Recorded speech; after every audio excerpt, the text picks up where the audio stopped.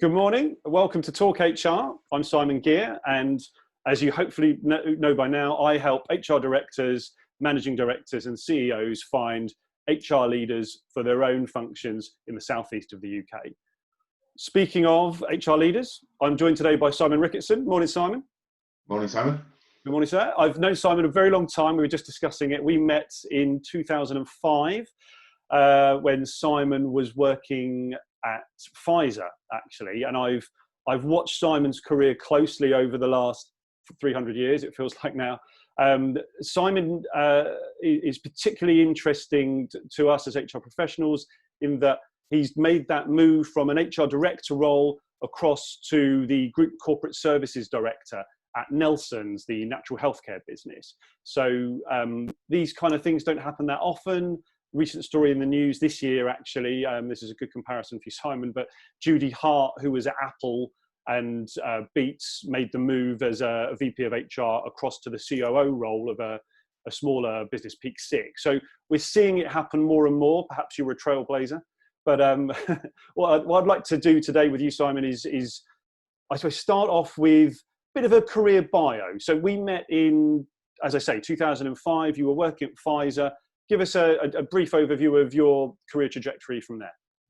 Yeah, sure. And thanks for giving me the opportunity, Simon, to chat about myself. So yeah, I was at Pfizer when we first met, and then I took a couple of roles outside of the pharma industry, and then moved back to Pfizer in a different area for a temporary contract. And then we started about a discussion around role at Novartis, which was the head of HR for their role down in Horsham. So it was really interesting, and we sort of followed my career path through that. And then I was with Novartis for a few years, and were approached by Nelson's to come and help them change and support the CEO in taking the business forward. And it was a really interesting opportunity. Obviously, Novartis is a great company to be with, great company to work for. But the opportunity to work in a smaller business where you can be a little bit more influential was really interesting. And when I met the CEO at the time, Najib Fayed, he had a really clear vision for where he wanted to take Nelson's, what he wanted to do, and he felt people were the heart of that. So for me, it was a great opportunity to come and join somebody who was really inspirational, really interested in what he wanted to do, but recognised the importance of people making that journey happen. So that's my career to date. So once I joined Nelson's, I joined as the head of HR, and then moved into an HR director's position and joined the leadership team at that stage, and then progressed through that. And I think as a smaller organisation, we've got about 300 people worldwide.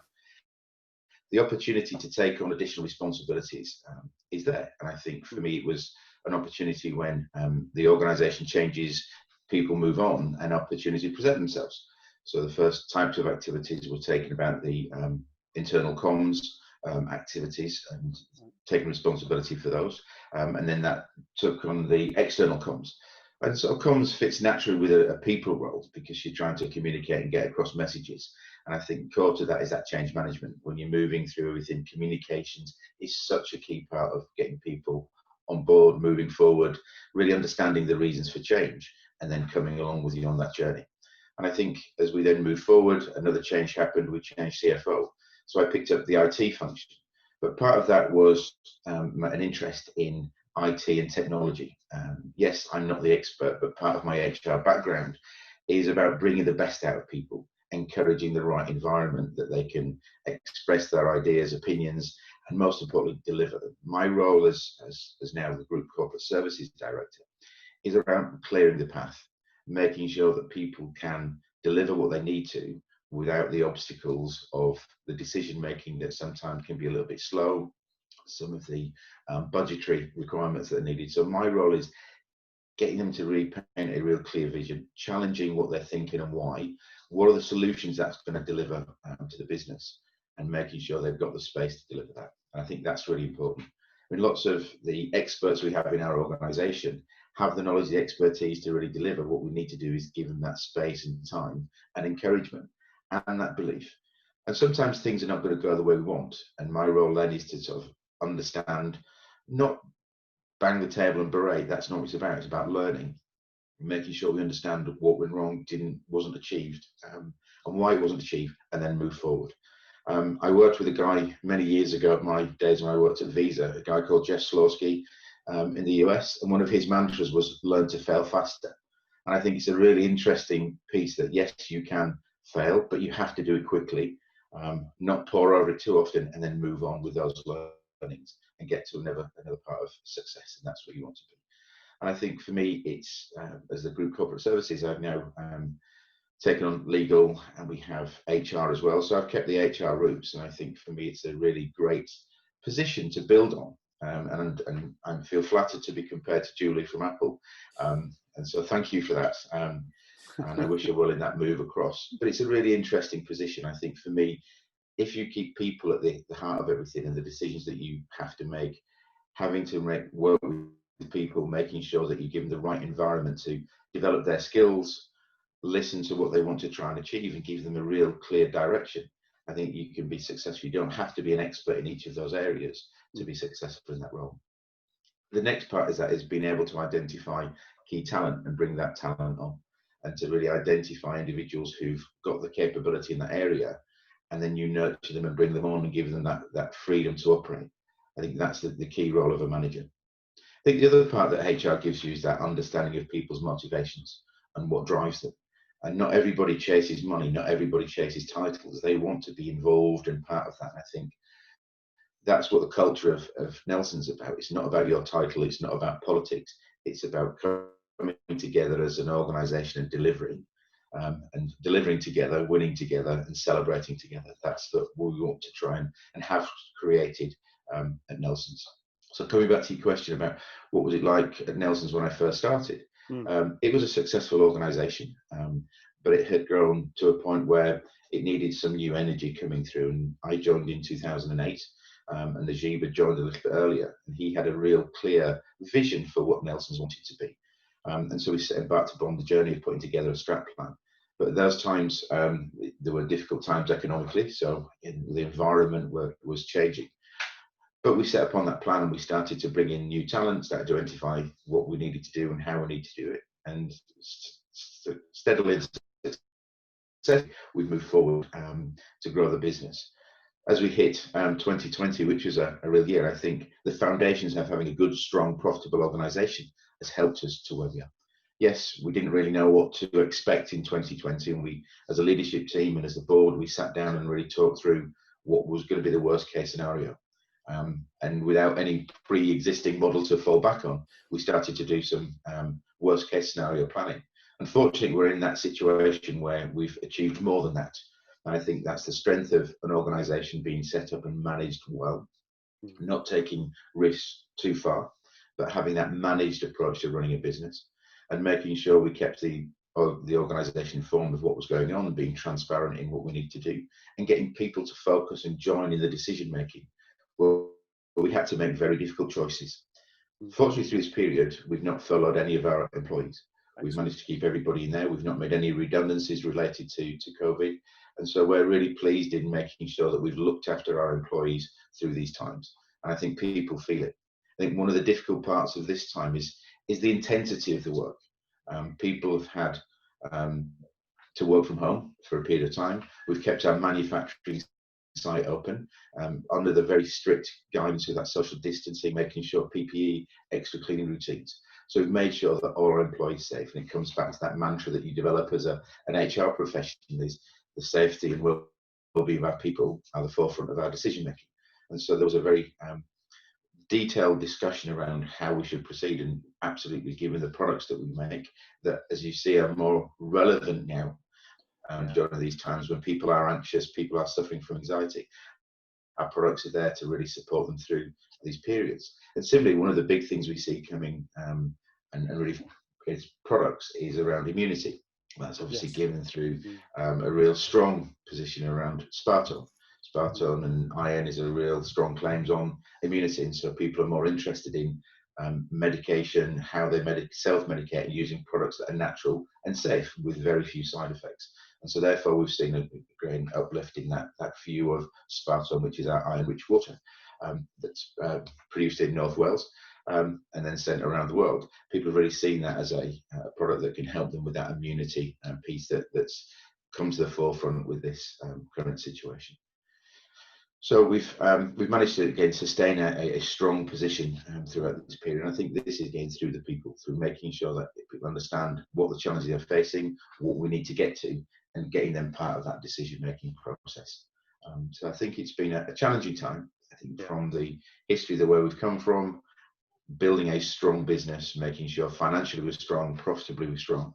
Then when something like this hits, we're in a better position to ride through this. Looking to the rest of 2020, it's difficult to know where we are going to be and what the economy and what the world is going to look like. But we're starting to look beyond the current normal into what the new normal will look like, and how people are going to work and where people are going to work, and how do we manage that balance? Because we talked a little bit earlier about working from home. Yeah. People are really finding it an intense work environment. They don't have the break of a commute. Their commute now is walking through one door to another. Maybe it's an office, maybe it's a corner of a bedroom. But people are starting to feel the strain of working from home. So we're trying to make sure that we give clear direction about taking breaks, making sure that people can say no to meetings without that fear of missing out. We've introduced the technologies that people have worked with and adopted brilliantly. I think from our view of the agility, and I think agility is a real strong trait for an organisation to have. And when we took the decision to follow government advice and work from home, that was around the 17th of March, and to move our office-based staff to working from home without any impact to efficiency or effectiveness really demonstrated the great work the IT team have put in to make sure that we were able to do that with very little impact on the day-to-day. Sometimes it's, again, broadband issues, but on the whole, I think people have worked effectively. But similarly, what they've also felt is that they're back-to-back with telecom meetings, with team meetings on Zoom, and so they do feel drained and strained. So we're having to say, take a break, use the phone, get up, walk about, work different hours, because it's about the outputs. It's not about how much time you're sitting at your desk. It's about making sure you deliver and deliver well, not just I logged on at 8 and I finish at 8 in the evening. That's not what we're after. It's not the culture that we want. It's about making sure we have the right balance between delivering, enjoying work, but also the family life that's so important to so many individuals. And as a family business, that's what we pride ourselves on. It's a family-run business and has been since 1970s. And it's that family environment that we want. It's all families have arguments and the challenges that you go in that, and that's fine, and that's what we want to create. That it's nothing wrong with challenge. It's the right challenge with the right intent. But similarly, we want to support each other and make sure people are getting that right balance and spend time with their family away from nonsense. Oh, that's really good to hear that you've got that. As you say, that obviously comes from the top in a family business. That kind of encouragement to take time, and we're all getting used to spending our days looking at these screens and having to interact in those ways. So and I was going to just take you back there to, I mean, as a man who's responsible for both HR and IT, this big job this year, because it seems to be that those are the two disciplines that everyone's talking about. When this landed, it was, how do we look after our people? How do we, relocate them, get them working from home quickly? And is the tech there? So that was pretty much all on you from a strategic perspective. I mean, it sounds like you've done a great job. Thank you. And I'd like to claim all the credit, but I've got some great guys who work for me and in the team. And I think from the head of HR and from head of IT, I think it's the investment prior to that. I think had we not done the groundwork prior to that event, we wouldn't have been ready. To switch into a new technology, a new way of working before then, without that prep would have been, I will say, disastrous, but it would have been a lot more clunky than we actually found it. So I think the investment in the IT infrastructure and the capabilities that we have has been over a long period of time. And the board and the owners have been really supportive in investment in technology. So in terms of our investment, when I joined, there was investment continually. We made a major investment in introducing a new ERP system in 2014. And so you can see that there's a willingness to invest if the right business case is there and if we then deliver benefits from that. So I think the groundwork to the success has been built in the previous years, rather than just simply in that ability to respond on that day. And when we did do the switchover, it was relatively smooth. I think the biggest part was trying to get monitors and laptops and to different people's homes while they're remaining in their home, and how we deliver those things. But I think it went relatively smoothly. And it was interesting when you flip back onto the people side and talk about as a change management exercise. I think the adoption of Teams or Zooms, and we use another technology as well. If we hadn't been in this situation, how easy it would have got people to use those technologies is a question, because there's been challenges where there's the connection's not been great, or it keeps dipping out. In the old world where you work in the office, you go, I'm not doing with this, that's it, I'm walking away from it. Whereas the need has been there, so people have had to persevere. And so therefore, I think that the crisis situation has caused that adoption of the technology, and people have actually really enjoyed working with it. And I think you can still stay connected. Yes, it's different than when you sat in the same room together, but we have offices in Germany, in Monaco, in the US. And so this is part of how we've worked previously. And we've shown that you can really develop relationships over the technology that we have without having to fly everywhere. And I think that's one of the things that you look at now is, how do we actually change our business model to then prevent that travel, because it was felt as, is it absolutely needed? And if it is, yes, you have to. And as senior leaders, we have to visit our offices on a regular basis. But to look at, do we need to continue to do that? And is it a different way of working? That's something we have to consider.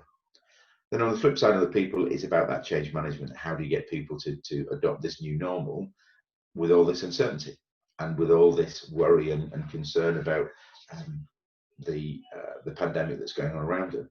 And similarly, how do we reassure people that we have a strong business? And I think it was really important for us to make a stance that we wouldn't be furloughing employees at Nelson's, or we wouldn't be making redundancies, because we had a strong business and people were looking at purchasing our products even more. So for us, it was a really important message to sell to the individuals. And I think that's part of our approach in communication. It's about transparency, honesty. And one of our values, making sure we talk to individuals about that's why we're doing it. Doesn't mean you don't make tough decisions. Thanks, Simon.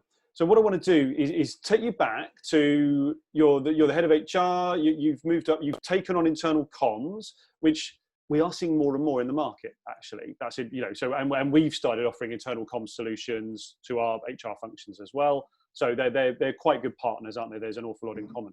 But to then take on IT, this is news, I think, and I'm curious to know. I mean, were you delighted, frightened, both? How did this run, and how did you kind of almost upskill and broaden your horizons to take on that piece?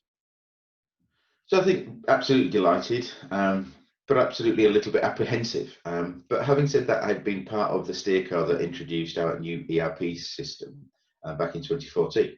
And similarly, I'd been working on some of the steerco which oversaw the approval of certain projects and systems activities. So my contact with the IT team on a regular basis, and one of the guys that was the head of the IT team at that stage, I'd worked closely with and was providing a little bit of mentorship as well to on his leadership skills and capabilities. So there was we'd worked around, it's not a big organization, so you're not separate completely from them and just an end user. You see those are in part of that decision making. So when the opportunity came along and the discussion with the CEO at the time, it was really great opportunity for me to take on board.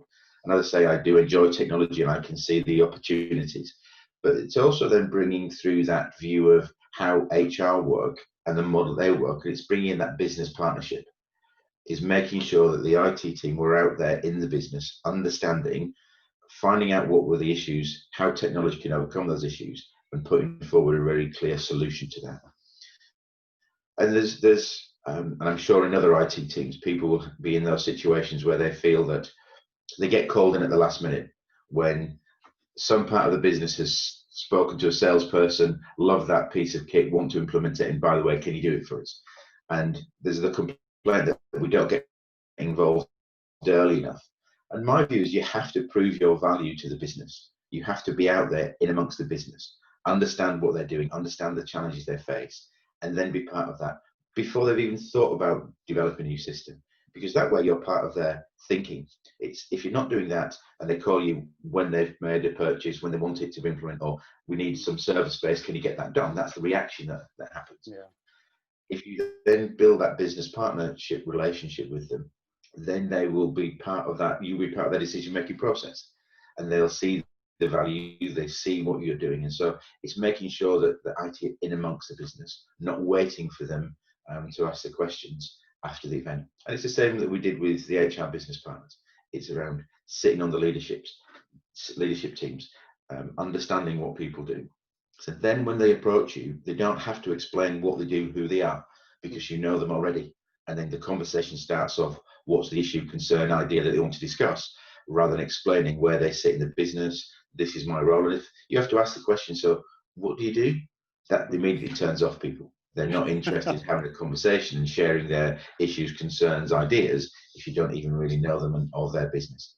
So that's the thing that really pushed forward in all of the areas that I look after now, is being part of that business and proactively going out and meeting with them on a regular basis without having a topic to discuss. And I said, show interest. I've never been in an organisation where people are shy about talking about themselves. Right. If you go and ask the question and ask genuinely what you do and how do you do it and what are the issues and what are the concerns, people will talk. Yeah. And people genuinely like sharing those because they're proud of what they do. They're in their career, they've chosen their career for a reason, and they're interested in other people who are interested in them. I said, that's when a relationship really works. And so that's a model in my mind that works across any of the disciplines that I look after. That's great. Being interested in what you do. Excellent. So you sort of took your existing people management and HR skills and embedded them in completely different functions and encouraged them to implement that and build better relationships. Absolutely. I think that's the piece. And then the next part is having a clear vision of where you want to go. And that's part of looking at the technology. I said, you have to, as an IT head, start looking at the art of what's possible and how does that fit with our business. I think that's the piece when we look at the cloud computing and making off-premises choices rather than doing everything in-house. It gives you more agility and more capability. Yes, you have to make sure that it's safe and secure, but it's about making sure that all the opportunities are there, and then we present it to the business in the right way that they can see. They very rarely talk about a system. They talk about the problems that they have. We need better reporting. We need better understanding. We need more information to be able to give us information to make the decisions. How do we do that? And that's where the guys step in. And that's where they have their expertise to be able to say, okay, I understand this is how often, where, what does it need to look like, who's going to access it, and all of those things. And then can then match up those. And have you thought about, can we do this? Yes, there are some individuals who feel Excel is the answer to all evils and want to do it themselves. And those where it comes in is that change management. Talk through, understand, show them comparisons, show what they can do in a new way and bring them on. And then it's back into most of the things that you do require that skills and capability uplift. So if we're making a change to a system or a process, make sure everybody understands what they need to do, how they need to do it, and the training is there to support that. And it's not always easy, but I think as we look at other opportunities of online training, and particularly when we can get classrooms together, you can get the virtual classrooms, you can give people access to online training. And so that's why it's a really good connectivity that you can think about, how do I get skills into individuals in a way that they learn best. Not everybody likes to be sitting in a classroom. Not everybody likes to sit and pore over a manual. So you can do a different mix with the podcast, and they can do it anytime they want. Classroom you're stuck to at a certain time, and it may not suit people's working styles and family commitments. And so for me to have that flexibility where they can do the training at a time that suits them is a really powerful thing. So that's why you're always referring back to your core skills of HR. And I think for me, you keep that in mind, making sure that you follow the right steps, making sure that you understand and why is the reason to move. People will move with you. Definitely.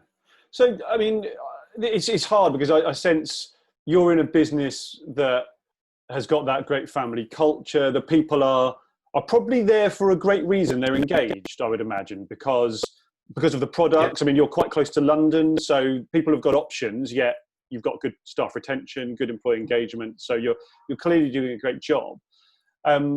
Moving forward, I suppose, bearing all that in mind, what in people perhaps that are in organisations less like that, is there any advice you'd give HR professionals that are looking to broaden out their skill set into perhaps looking forward to a COO or a group corporate director role or something like that? You know, is there anything that you think would stand them in good stead if they're maybe thinking about that over the next 5 years? I think the first thing is make sure that your core function is running well and delivers success. I think nothing gives you better springboard to take on other things is success. And if you've delivered things and making sure things work well, that's a really a clear advantage to move forward. But I think it's also showing an interest and taking that opportunity, because sometimes you're in those situations where you're part of an organizational change from your HR head and they say, well, we need somebody to look after. Volunteer, ask the questions and show that you can be part of that new piece, and show an interest and be curious. There was a time, and I spent a short period of time as the GM of the UK, because the GM had moved on. There was a space of probably about 3-4 months where I acted as the head of the GM of the UK team, which is a really interesting opportunity and gave me the insight of what it works in that commercial team, the challenges they face, and what it feels like to be given the directions from the centre, and the frustrations they feel when directions come without clarity, the number of times they're asked the same question, all of those things. So I think it's, if an opportunity arises, give it a well and demonstrate. But I think you also have to learn, and I think it's learning from external opportunities, not necessarily just training courses, but meet peers, go to sessions on particular topics. Mine was around SAP and moving towards the new version of SAP that's coming forward in the mid-20s. I think for me, it's attending sessions, listening to invites, speaking with peers and getting a network of individuals that you can talk with. But it's also then listening to the guys in your team, listening to them and not trying to challenge them with your expertise that you know more. It's around, you have a management capability that can help steer them to the best results. I think you have to be able to stand by your team and stand in front. So things don't deliver, or don't, you stand up there and you take responsibility for that. You are the one that's accountable for it, so you stand there. When the praise comes and it's gone well, that's when you push your team forward and get them the spotlight to show that they've delivered and they've delivered well. I think for me, that's where it's taking the opportunities and making sure that you're interested in talking to your manager in explain what you want to become, explain why you want to do those things. And that's, again, when your personal development plans really talk around, this is what I'd like to do. And you may have to take a leap of faith and do now that you don't really know much of, but take the time, understand, spend time and listen. I think that's probably a big part, is listening to the individuals that are in that role. Listen to your peers and colleagues who talk about that particular function, be it legal, be it, for my particular case, comms, IT. Understand what the concerns are and how do you resolve them. And you don't necessarily have to make all the decisions, but understand what the issues are and work with your team to come up with a plan of action that will overcome those issues and help drive the business. And I remember when the HR business partner was first implemented back many years ago, and it was that you have to make sure that the basics are done well before the business will allow you to become part of that wider piece and wider decision making in their group. And that's absolutely key. They have to understand what you bring to the table and why. And if you don't do the basics well, there is no point in trying to expand your role. So then you get into that understanding, really understand, and then you can offer solutions. And eventually that relationship turns around where they're coming to you and asking you to be part of this, rather than you asking to be part of it. And I think that's the good transition for me. Excellent. Thank you. So final question for you then. I suppose, I mean, everyone's been through a lot this year. Businesses have had to react quite quickly to a number of things. Obviously, everyone's slightly apprehensive, I think, about what the future holds. But assuming we start to see versions of normality resuming, what are you hoping for? Maybe from more an HR perspective, because that's the majority of our audience. You know, how do you think HR will need to adapt and change to make sure it stays, you know, relevant and cutting edge in 2021, 2022? For me, I think there's this adapting to the new norm. and really getting to grips with a new working environment. And I think that's easier said than done, actually. I think we can say the technology exists, but how do we manage successfully remotely? How do we get people to really connect? And I think that's the piece that we want to. How do you then maintain a culture when you may not be in the same office on a regular basis? So I think that's the piece that to get us into that transition into what this new normal looks like. And people will be wanting to work from home, wanting to work more flexibly. So we have to break down the barriers of what we feel is traditional. And if somebody wants to work their hours over a weekend because it works better for childcare, could that happen? How could that happen, and what can we do? I think the other piece is about that engagement and around making sure that people engage with an organisation remotely, because people make friendships and have that social aspect at work, that the drinks after work and that. How do you still maintain that friendship and that connection as a collective if we're a remote site? And we have it already in our organisation with the remote offices that we have. But how do we do it when that's your normal way of working? And people who could live in the same town are not necessarily coming to the office as they have done. So that's a big change in people's mindset. If they've always worked in a 9 to 5 office environment, what does that end then working from home in the evening? How do we get people to change and still be there? I think for me, the next piece is about performance management. Right. Really, how do we then link in that performance management? And there's been lots of discussions over the recent years of, do we do the annual performance reviews, the mid-years, that, and how does that really drive performance? And I think people have to look at how can we actually enhance that performance? What mechanisms can we reward people with? So I think we still, it's not revolutionary, but it's doing things and thinking in different ways and thinking of different tools that people can engage our employees in what we're doing. The other thing for me that's coming through and going to be a real driver for how people connect is that corporate social responsibility. Right. How are we impacting on our environment? How are we impacting our communities? How we work together, and are we an ethical business? So I think there's lots of work that needs to do that, because as new people join our organisations, they're asking the questions. Unfortunately, we're in a good position where we've got a real clear strategy of CSR. But I think it's so important to engage. People's view are not just solely about themselves now and what they can earn and how can they drive promotion. They want to understand how our organisation impacts on the wider community. And for us, that's a really important part of our engagement process, that we have that clear strategy. This is what we're doing, all the ways down to the volunteering, and make sure that we have the real clear volunteering policies. But also, are people doing? You can have as many policies in the world, but if very few people take it up, so it's about actively encourage people to be part of the wider community and to support those things. And I think we've got to have access, and we have to start looking at how do we bring and give people opportunities to join Nelson's. And it's a great business. I'm obviously biased, but I think it's a great business to be in. We are have really strong ambitions. We've got new products coming through the pipeline. We want to continue to grow. We have the ambition of doubling in size. And that's not just a monetary term, that's doubling the number of users that we have for our products. And that's a real passionate driver for people, because they can see that our products do make a difference to people's lives on an everyday basis. So if we can then double the number of users, it will double the size of our business, but we focus on the users. If we get people to understand what our products do, can find our products in the right outlets, be it online or in store, it has a real impact on their lives. And that gives a real great motivation to people that work in Nelson's when they see the difference. And it has been through my career. I think the healthcare is such a great environment to work in, because you see an end result. You see people's lives are different following an intervention of one of your products. So for me, it's a really great environment to work in. And when you see that difference, it gives you that extra motivation to go that bit further, to find out that solution, to deliver that product to the market in the right way, at the right time. So I think from an HR perspective, that's the environment that you want to work and try and create. It's that agility that people can work together irrespective of where they are. And it links in with technology. How do I give people that technology?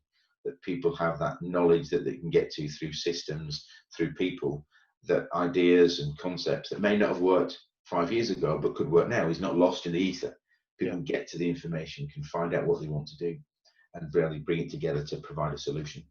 So I think that's that combination. And how do we then bring people together virtually to enhance and continue with the culture? Those, I think, are the key drivers for me in the future. That's great. Thank you. Hey, Simon, thanks so much. You're very generous with your time. I know you're a busy man, and it's been great to catch up with you. I mean, for the listeners' benefit, I see Simon quite a lot. Don't we? We don't live too far. We've got the same name. We have a love of cycling. You know, we have the HR link. So, you know, I'll be talking to you again soon, no doubt. But it would be great to maybe do another one of these in a year or two, and just see how the business has grown and developed, and see if you guys really can, you know, double the amount of users, double the size of your business, with, you know, products that are more relevant now than ever, and with, you know, a business strategy that really succeeds. So thanks for your time today. Thank you, Simon. Really, really pleased you gave me the opportunity to have a discussion on this. Thank you. That's great. Thanks, Simon. Cheers.